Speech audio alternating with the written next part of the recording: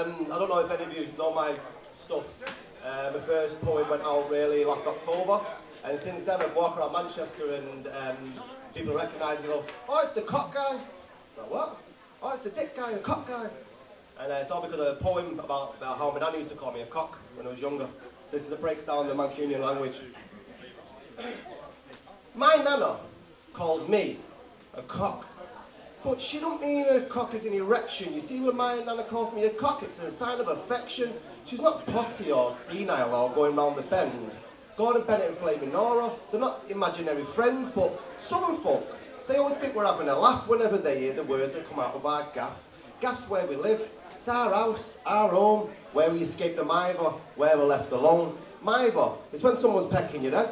Just calm down, yeah, winding your neck. Everything I'm telling you is all dead good, and dead is in very, not an overcoat of wood. Dead and well, but they sort of mean the same, but you wouldn't say dead mint.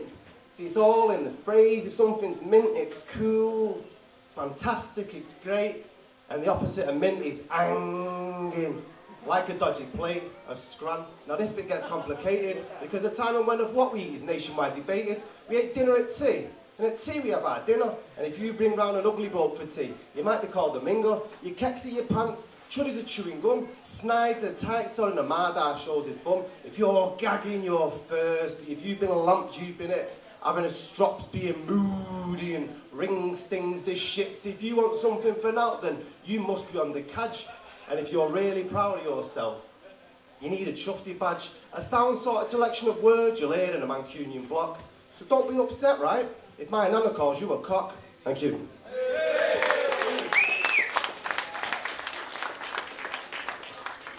Anybody still drinking the Northern Quarter since it was gentrified and the pint prices went up to £400 a pint? So this one's about how the Northern Quarter's changed, and it's called the Not So Northern Quarter. The Northern Quarter, it ain't what it ought to be. £6 a pint and half that for water. See, the Northern Quarter was always bricks and mortar, the type of place you'd never bring your daughter. Streets frequented by hookers and curb crawlers. It's the place you go for your mucky mag shops and your magic mushrooms, where backy fags got dropped under magic bus fumes. It was a kaleidoscope of fantastic loons. But then the Northern Quarter, it started getting a little bit weird, and people stopped wearing socks, and they started growing beards, and tattoos were no longer taboo, but a badge worn with honour. Chip butties are through. I'll have 5 falafels and a doner. These streets that were painted by L.S. Lowry have been diluted by the Castor Tower. You know, it's top knots and tight tops and flip flops. It's all got a little bit on top. But no matter how you feel about the Northern Quarter today, you've got to wonder if it's been this way since the battle bombings, or what I call that line. The Northern Quarter, as seedy as it had been, it was always northern, but now it's a quarter of what it had been. Thank you. This next one's about distant friends, and bizarrely enough, it's about when you're growing up and your friends all fall apart for certain reasons. And last week I actually got a letter from Strange Ways about one of the friends that this is about. It's called Tearaways. It's on nights like this I reminisce over you, when the streetlights reflect on the pavements wet through. We were yesterday's strays, hooked on girls and glue, smoking weed and dropping speed and drinking special brew. We're the type of kids that didn't have paper rounds, so we wrapped paper around roaches, and we were told to get lost, so we'd be found on stage coaches at the back chatting crap, flicking roll bogies, stealing from Peter to pay PJ Patel with fake IDs. Brothers who raised hell, a bunch of tearaways and sprayways, sharing great days and wrong nights in long sight, on push bikes, having park fights, but in hindsight, were we right? Someday you would find we caught with a hash pipe in a stolen Vauxhall Nova getting high. But when we stopped chasing the birds and the bees, our derelict dreams fell apart from the scenes, because snot lickers began licking shot. But one bag of weed was as far as I got. I don't know how I let you get so deep, because I was just having a fucking laugh, but you were playing for keeps, and we had 999 problems, but a mate was never one.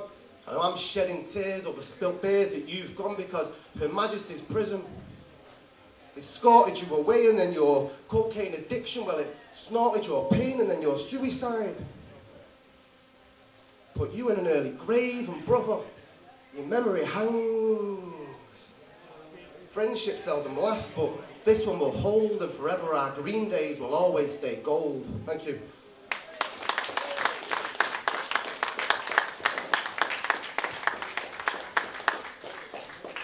Another one that harks back to my youth. We didn't really know where my olive skin and dark hair comes from because my nana, who called me a cock, was a bit of a lady as well, so we didn't know where my granddad was from.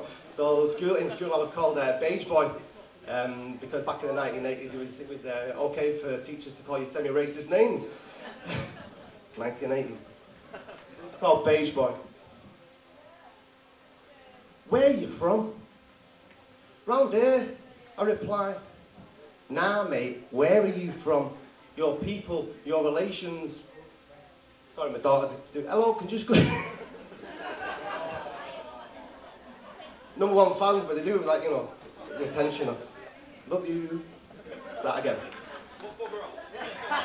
She gave me a heart attack before. I put a t-shirt on because I didn't want to wear a shirt. Next minute she ran out and she's going raving with all, not rock raving, whatever you're doing, mosh pits and whatnot. Right, so beige boy. Where are you from? Round here, I reply. Nah, mate, where are you from? Your people, your relations? An unanswerable question soon becomes an accusation. Well, you're not black. And you're not white, you're sort of brownish. And here I go again, scratching at a 3-decade itch. Beige boy. The schoolyard blast from the past. Baptised by a teacher with a label that lasts. Well, kids, Kelly's white, and Nathan's black. And Dave, well, Dave's sort of beige. Beige boy was born. But as I got older, the queries got colder. I didn't fit in a box or became something of a moulder, a cultural chameleon crafting a character for the constant craving of wanting an equal. A vulture picking at parts I found interesting from different races of people, from black rap to Irish crap. I jumped through hoops, I clung, I grasped for a group to belong to. But there was always a laugh, a joke, a snigger. Bigots using skin tones for leverage to make themselves bigger. But I wonder, can someone who is raceless be a victim of racists? I questioned my aunties and uncles and wondered why they were several shades paler until it came out that Daddy's real daddy was an absent father. He was a sailor, a history, all at sea. But it's true. The iPhone doesn't fall too far from the iPad. My identity struggles are the same as my dad, my beige sister, my beige brother, and then I met a beige lady who became a beige lover to 2 beautiful beige babies, and who knows, in the future beige may be the shade of skin that we all be.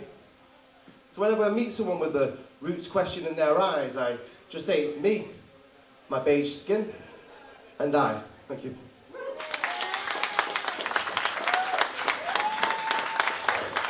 Thanks a lot. So this next one's called This Is England, and it's probably similar in the line to the one that you did about Sign On. Seems to be a running theme in this country at the moment, isn't it, about what the artists are writing about. Cheers. Nice one. It's called This Is England. This is England, this disunited kingdom, home of the have-lots and home of the have-nots, where you can be born with a head start in life or into a headlock, where we have the greatest educational institutes on the planet, but far too many of us are going to the school of hard knocks. We've no alternative for leadership than to wait on a false labour or be choked to death by the conservatives. And meanwhile, our doctors and nurses that stop us riding in hearses are working more and paid less in this eaten mess of an NHS. And our tricky media do their best to villainise the vulnerable. At what point is someone going to criminalise the culpable? Because there are more than frauds and thieves on Benefit Street, like Miggity Mr. Banker who sits high in a canary tower while under his perch millions search for contracts with 0 hours, and I'm lucky because I can still get cash from machines. But these days people go to banks to get potatoes and beans, and it's obscene that this is England, this disunited kingdom, but we don't got a gap in our society these days. What we've got is a gulf. Streets upon streets upon streets of lost sheep being herded by wolves. Thank you.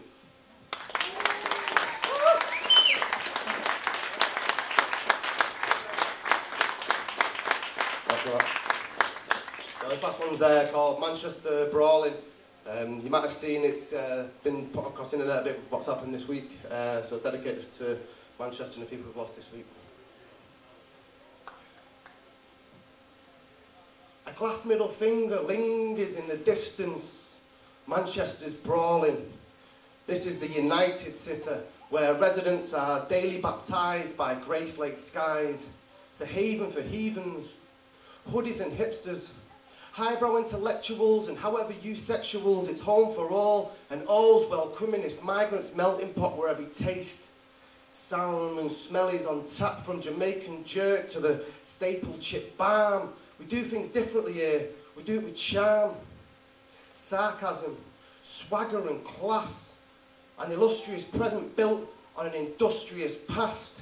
Innovation, imagination, audacity is all in our DNA, and that's why all roads lead to the Mancunian way. You will not stop our northern soul. You will not stop our 24-hour parties. Because Manchester answers only to herself. We dance to our own beat. We are the stubborn grass that grows throughout the concrete, defiantly, definably, definitely Mancunians. Thank you very much.